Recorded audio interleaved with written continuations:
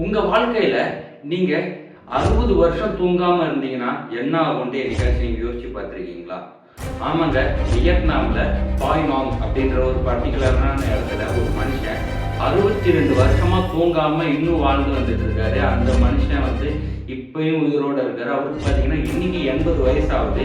அவர் 1962 பிறந்திருக்காரு.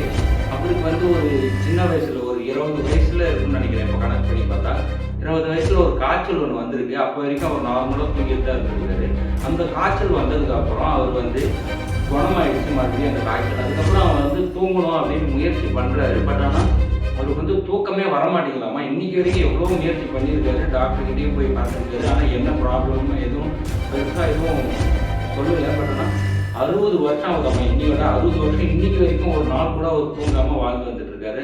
அந்த மனுஷனை பற்றி நீங்கள் என்ன நினைக்கிறீங்க? நம்ம வாழ்க்கையில் ஒரு நாள்